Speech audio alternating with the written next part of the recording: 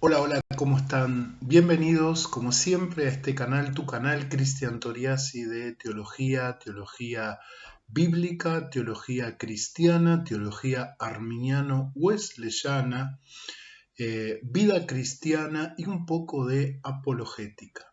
Como siempre, vamos a tratar de profundizar brevemente en un tema de raíz teológico, pero que tenga también una vinculación fuerte con nuestra realidad. Y en esta oportunidad no quiero dejar pasar una situación que está atravesando mi país, Argentina. Estamos en elecciones y quisiera hablar desde un punto de vista teológico sin introducirme en temas netamente políticos y electorales de mi país, sino ir hacia el enfoque que tiene este canal, eh, que es hacia la teología y hacia la palabra de Dios, ver esa conexión entre ese atributo de Dios que es la soberanía, ese ejercicio de la soberanía y los gobiernos humanos, las democracias, las monarquías y otro tipo de gobiernos que no nos son tan gratos, ¿no? Entonces, vamos a analizarlo de un punto de vista, como siempre, desde una praxis wesleyana, teniendo en cuenta el método del cuadrilátero, que creo que es el más correcto para poder hacer un abordaje de temas bíblicos, teológicos, desde la perspectiva teológica wesleyana, ¿no?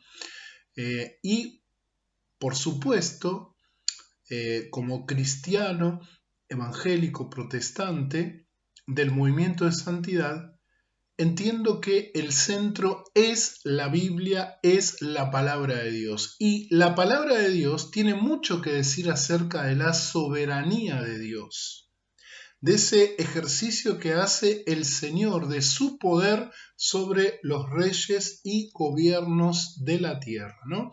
Entonces vamos a comenzar. Si te gusta, te animo a que dejes un like.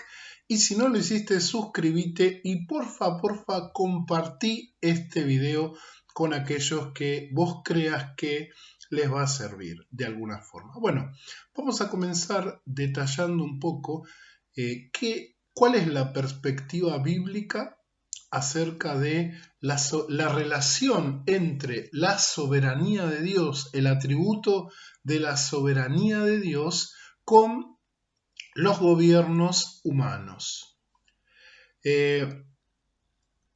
Una de las cosas que nos presenta la Biblia con claridad es que Dios es soberano. Obviamente podemos tener distintas miradas y hoy, por ejemplo, desde el punto de vista, digamos, ¿no? Esto es una, un neologismo que pongo yo, neo-wesleyanismo, que apunta hacia la teología abierta. Yo he postulado en contra de esa teología. No creo que la teología abierta pueda tener vinculación con la teología wesleyana, pero desde la teología abierta se subsume la soberanía de Dios hacia su esencia de amor, que hace que la soberanía de Dios no se ejerza tal como, por ejemplo,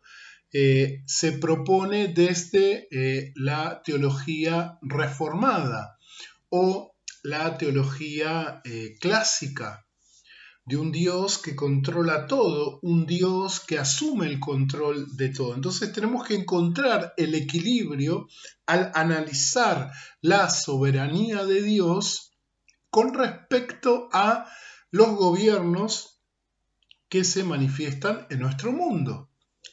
Porque también tenemos que tener en cuenta que o cuál sería el equilibrio entre la soberanía de Dios y el libre albedrío o la capacidad de elegir de cada persona, y mayormente teniendo en cuenta que hoy el 90% de todos los sistemas políticos son republicanos democráticos. Bien, vamos a ver un poco el tema este de la soberanía de Dios. Hablar de la soberanía de Dios no implica solamente hablar del control de Dios sobre criaturas y sobre cosas que pueblan el universo que Dios creó, sino también, y vamos a verlo un poquito de esta perspectiva bíblica, desde ese pleno derecho sobre todas esas criaturas y todas esas cosas que son parte del universo que Dios creó. Vamos a partir de ahí porque de ahí nosotros partimos de la proposición bíblica. Por ejemplo, la palabra de Dios le da al Hijo, a Jesús, a la segunda persona de la Trinidad, dos títulos que hablan de su poder y soberanía. Se le llama en el Apocalipsis y en otros lugares el Rey de Reyes y Señor de Señores, es decir, la autoridad máxima sobre las autoridades máximas acá en la tierra. El Rey que gobierna sobre reyes y el Señor que está arriba y subyuga a todos los que tienen el título o la capacidad de ser señores sobre otros. Nuestro Señor Jesucristo es el Rey de Reyes y Señor de Señores. Y por ende, este título habla de que los gobernantes de la tierra están subsumidos a su autoridad y se podría decir que la autoridad de estos reyes y señores, llámensele presidentes, primeros ministros, parlamentos, porque en las democracias parlamentarias la autoridad, si bien hay un ejecutivo, pero la autoridad reside en el parlamento, deriva de Cristo, deriva de Dios. Por ejemplo, tenemos Romanos capítulo 13, los primeros 2 versículos, que dice lo siguiente: sométase toda persona a las autoridades superiores, porque no hay autoridades sino de parte de Dios, y las que hay por Dios han sido establecidas, de modo que quien se opone a la autoridad, a lo establecido por Dios se opone. Entonces, la palabra reconoce que los señores, reyes, presidentes de las naciones, primeros ministros, parlamentos, tienen poder, tienen autoridad, pero esa autoridad deriva de el Dios que les invistió con esa autoridad. Y obviamente en las democracias modernas, esa autoridad, ese poder, esa soberanía subyace en el pueblo, subyace en el voto, subyace en el sufragio. Por ejemplo, en el Evangelio de Juan, capítulo 19, verso 11, el Señor Jesucristo dice a Pilato: ninguna autoridad tendrías contra mí si no te fuese dada de arriba. Es decir, que en última instancia, toda autoridad que Pilato se arrogara sobre Jesús no era sino una autoridad derivada, ya sea del César o de Dios el Padre. Ahora, esta postura se parece mucho a la postura obviamente reformada que habla del control soberano de Dios sobre todo lo creado y todas las criaturas. Y obviamente en este sentir podemos decir que es así, porque la Biblia declara enfáticamente que Dios es rey sobre toda la creación y por lo tanto tiene derecho a definir, en el caso de las autoridades humanas, las funciones de gobernante y delimitar su autoridad. Ahora bien, esto implica que Dios es responsable de los malos gobiernos, Dios es responsable de las malas decisiones que a veces los pueblos tomamos en cuanto a la elección de nuestras autoridades. Le debemos achacar a Dios por ser Él el que da sustento a la autoridad de una persona o de un parlamento o de un estado. En realidad no. Porque acá tiene que introducirse el concepto de el libre albedrío. Acá tiene que introducirse también la esencia de amor que es en sí Dios. Dios es amor. Por eso yo, si bien no suscribo con la teología abierta, sí entiendo que muchas de las cosas que se propone desde la teología abierta para darle algún cuerpo más a la teología wesleyana, siempre estoy hablando de la teología wesleyana, ¿sí? Yo parto desde el lugar donde estoy como parte de una iglesia que pertenece al movimiento de santidad y que tenemos base wesleyana.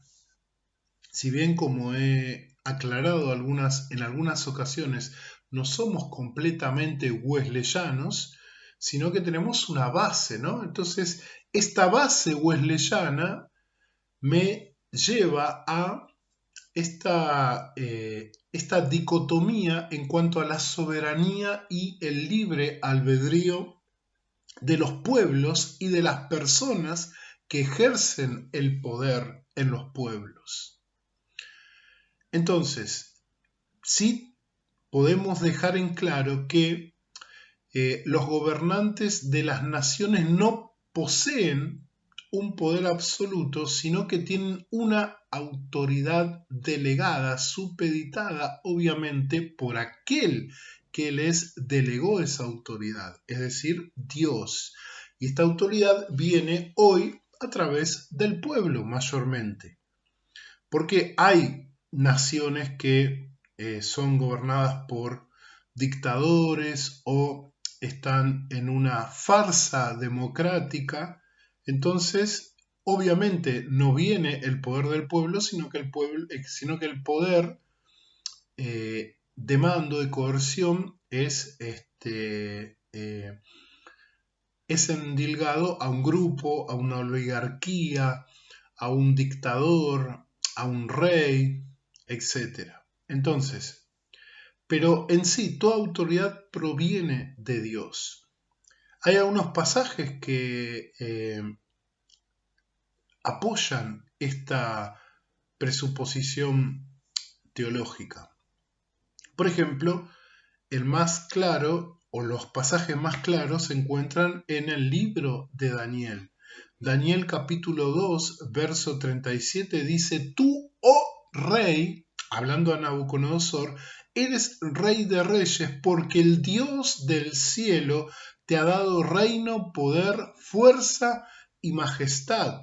Es decir, que claramente la autoridad de Nabucodonosor y de otros reyes de aquel momento era delegada por Dios según lo que dice la Escritura. Ahora, el hecho de que esa autoridad es delegada por Dios no implica que cada persona que ejerce el poder sobre una nación, sobre un pueblo, no es responsable ante Dios. Sí, lo es responsable, a pesar de que tal vez ni crea en Dios o no quiera hacerse responsable ante Dios. Por ejemplo, acá en mi país, en Argentina, un presidente debe jurar ante los santos evangelios por la Constitución. Y el presidente, es obvio que ninguno se hace cargo personalmente de eso y se olvida de ese juramento, pero se responsabiliza en ese juramento ante Dios y ante el pueblo y la Constitución de ejercer su cargo de la mejor manera posible y de la manera más responsable posible. Por eso nosotros podemos clamar a Dios para que Él obre en medio de las naciones. Perdón, estoy un poco enfermo, pero quiero terminar este video. Dios opera, Dios controla, ejerce poder y a la vez permite el libre albedrío. Quería leerles una porción de lo que pensaba directamente Wesley. Hay un libro que se llama Obras de Wesley, tratados teológicos, que hablan un poquito de este tema de la soberanía. ¿Cuál era su pensamiento acerca de la soberanía de Dios? Este es el tomo 8. Si bien entendemos que Juan Wesley no era un teólogo sistemático como lo fue Calvino, y que la mayoría de su pensamiento teológico deviene de sus sermones, por ende tenemos un poroto más para apoyar la tesis de que la teología wesleyana siempre es una teología práctica, una teología que se desenvuelve no en el ambiente teórico académico, sino en el ambiente de la praxis del pueblo de Cristo. Por eso creo que la teología wesleyana tiene mucho que aportar a la Iglesia de Cristo hoy en el siglo XXI. Pero quiero leerles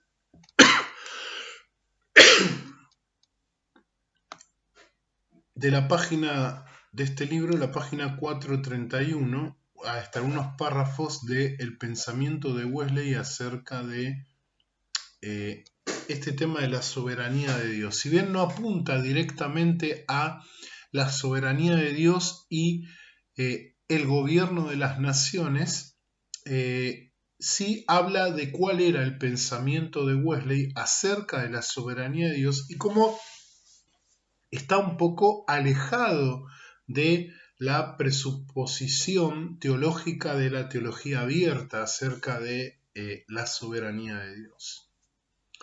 Dice allí, página 431, dice, y estoy leyendo textualmente, reflexiones acerca de la soberanía de Dios.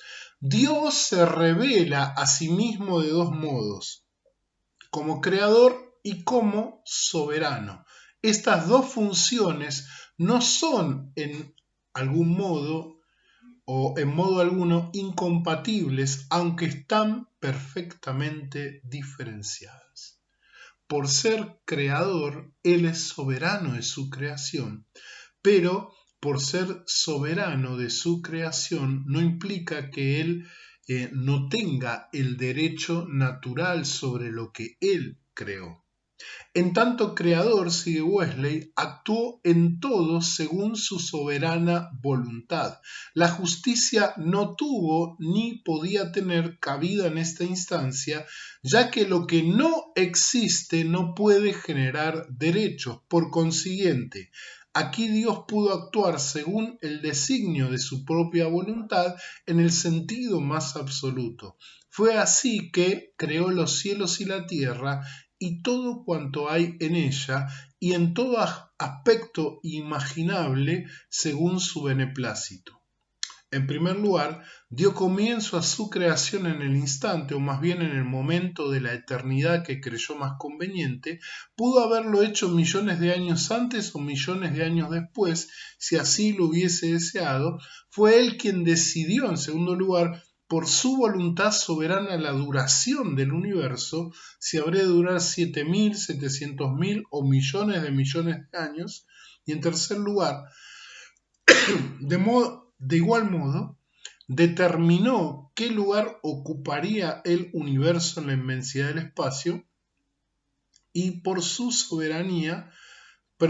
soberana voluntad determinó el número de estrellas, la cantidad de componentes del universo y el tamaño de cada átomo, de cada estrella, de cada planeta y de cada cometa.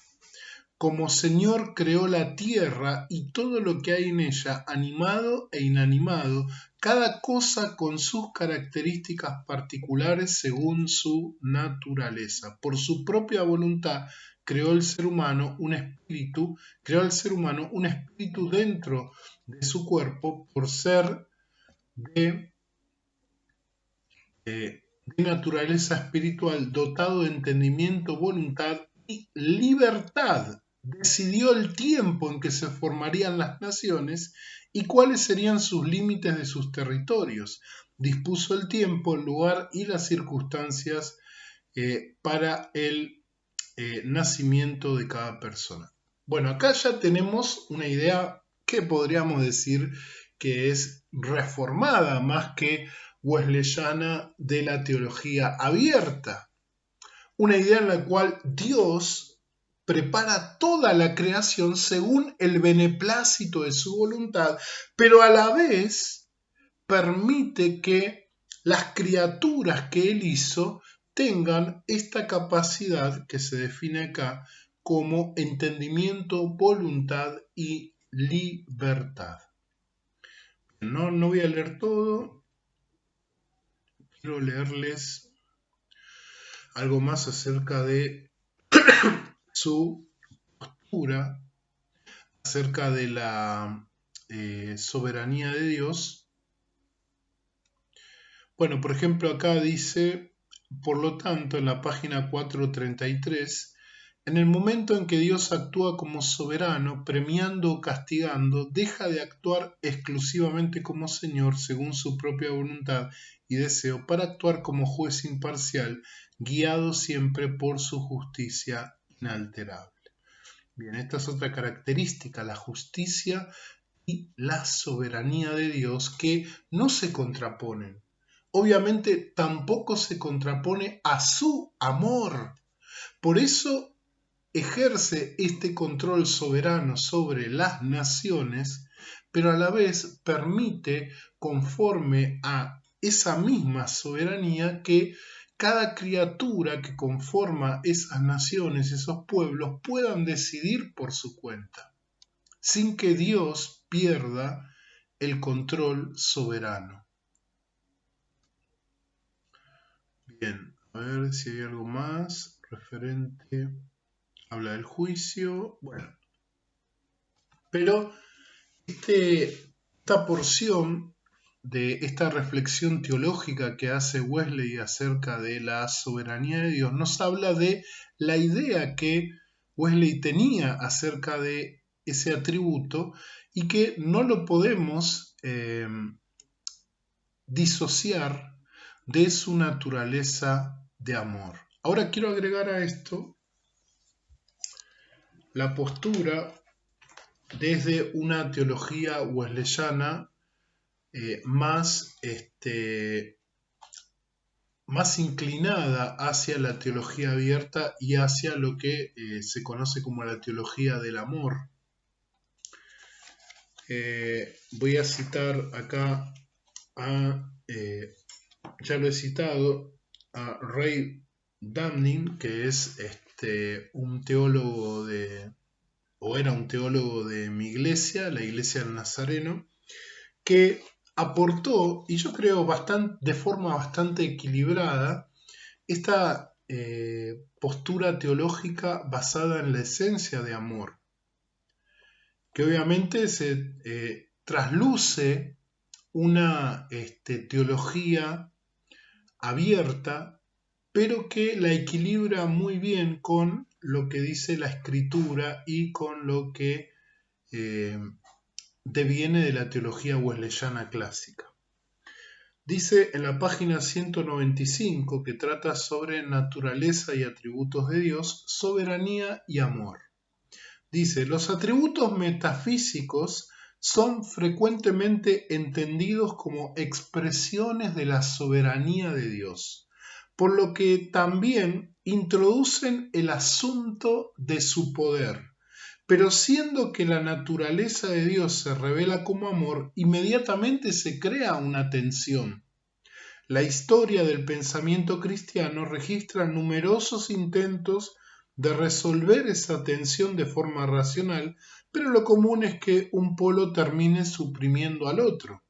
La teología nominalista de Scott y Occam, la cual hizo de la voluntad de Dios algo indefinible, caprichoso y despótico, ensombreció el amor a expensas del poder. Marción, al rechazar al Dios creador del Antiguo Testamento, en apoyo del Dios de amor del Nuevo Testamento, diluyó la tensión de una manera igualmente insatisfactoria.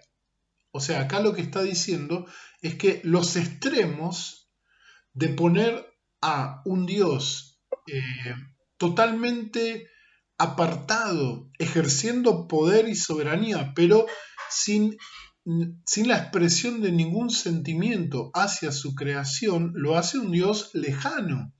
Y a la vez hacer a Dios simplemente un Dios de amor que no ejerce ningún tipo de poder o control sobre su creación, lo hace un Dios débil, casi inexistente, como lo propone acá en el ejemplo de la deficiente teología de Marción. Este problema se intensifica cuando uno lo ve en términos del problema del mal. Desde los tiempos de Epicuro, los polos del amor y el poder han sido presentados como una disyuntiva que riñe con la fe. Varias propuestas como el Dios finito han renunciado al reclamo del poder de Dios con tal de retener su carácter de amor, como por ejemplo Edgar Sheffield, Bridgman y Edwin Lewis. Otros han buscado de diversas maneras negar la realidad del mal como una forma de evadir este dilema. Una doctrina de la creación que evite el idealismo absoluto y afirme la realidad del ser creado genera inevitablemente problemas para la idea de una soberanía absoluta. Niels F. Ferré plantea el dilema de la manera siguiente: si Dios es poder, pero existe algún otro poder fuera de él, Dios no puede ser todopoderoso. Si por el contrario no existe poder en lo absoluto fuera de él, no se tendrá en realidad la historia o en la naturaleza. Además, la teología cristiana será una ilusión. Numerosos teólogos contemporáneos han buscado resolver estos problemas identificando la soberanía de Dios con la soberanía del amor. Karl Barth, el famoso teólogo neoortodoxo, escribe y lo cita acá en este texto. Dice: este poder, Dios, es el poder de su amor libre en Jesucristo, activado y revelado en él. El poder de Dios no es un poder ausente de carácter, por lo que todas esas infantiles preguntas de si Dios pudo hacer que 2 veces sea 2 veces 2 sea igual a 5 y así por el estilo, no tienen sentido, ya que detrás de esas preguntas está un concepto abstracto de habilidad. Barth llama además la atención al hecho de que el credo de los apóstoles une el término Padre y Todopoderoso, en donde uno define al otro y de ese modo cualifica el concepto de poder con el del carácter de la paternidad y todo lo que ello encierra. Gustav Aulen afirma el mismo compromiso frente a los intentos de separar el poder y el amor. Contradice esa clase de división al decir: la fe cristiana sostiene que el poder divino no es otra cosa que el poder del amor. El poder de Dios no es un factum, es decir, un destino, ni una voluntad de poder caprichosa e indefinible, sino solo y exclusivamente el poder del amor. Lo cual estoy de acuerdo. Lo que me hace mucho ruido es cuando lo volvemos finito a Dios, cuando lo volvemos casi humano a Dios, y no es lo que aparece en la Escritura. Ahora, si aplicamos esto que hemos leído, tanto lo de Wesley como esta postura equilibrada de la teología del amor, y también un poquito, obviamente, de la teología abierta, podemos ver o puede cuajar lo que experimentamos en cada una de nuestras naciones y pueblos. Los pueblos eligen a sus autoridades, pero Dios está allí obrando, Dios está allí ejerciendo o entregando su poder delegado. Dios no deja de controlar en la instancia de su amor. Un amor que muchas veces permite, un amor que muchas veces opera con justicia, un amor que muchas veces cubre, un amor que muchas veces juzga. No está en contradicción estas acciones del poder soberano de Dios traducido en amor. Por lo que entraría o cuajaría lo que dice allí o lo que leímos acerca de lo que pensaba Wesley del poder soberano de Dios, que puede ser al mismo tiempo un poder que permite, un poder que habilita y a la vez un poder que juzga con justicia y que nos evita ir a los extremos de Dios se vuelve una especie de tirano del universo y tendríamos que culpar a Dios de todas las tiranías que a veces sufrimos en los pueblos, y también podemos evitar el extremo que Dios es tanto amor, tan amor es Dios, que no controla, que es finito, que no ejerce ningún poder y que todo lo que dice la Biblia es simbólico y literario, es decir, son expresiones poéticas que no hablan de la realidad teológica de nuestro Dios. Así que yo con esto, además de informarte un poquito, quiero animarte a que descanses plenamente en el amor soberano de Dios, a que descanses plenamente en lo que Dios hace en medio de las naciones. Dios no está ausente de este mundo. Dios, a través de Cristo Jesús y su Santo Espíritu, está obrando en medio de las naciones e invitando a todo aquel que quiera a ser parte completa y total de su reino, que interactúa con los reinos de la tierra, sin perder la soberanía o el control que la Biblia afirma que Dios tiene sobre su creación y sobre las naciones de la tierra. Esto, por lo menos a mí, me causa o me da consuelo y esperanza, ya que según lo que dice la Escritura de forma muy, pero muy clara, Dios tiene el control. Dios lo tiene siempre. Así que yo te animo a descansar y a confiar plenamente en nuestro Dios y Padre, en el Dios y Padre de nuestro Señor Jesucristo, que nos amó y nos ama y siempre ha de manifestar ese amor y que quiere que estemos con Él toda la eternidad. Bueno, que Dios te bendiga, que yo pido a Dios que nos dirija en la decisión que tenemos que tomar los argentinos ahora en vísperas del balotaje, y que sea lo mejor, siempre sabiendo que es nuestra responsabilidad también al elegir democráticamente. Bueno, que Dios te bendiga en gran manera. Por favor, compartí este video. Por favor, suscríbete, así me vas a ayudar mucho. Y si Dios así lo permite, voy a tratar el 31 de levantar un video acerca de la Reforma Protestante, porque no puedo dejar pasar, ya lo he hecho varias veces, pero esta vez no voy a dejar pasar esta instancia tan hermosa para la Iglesia de Cristo acá en la tierra, que es el recordatorio de los 500 y tantos años de la Reforma Protestante. Que Dios te bendiga y nos vemos en el próximo video. Chao.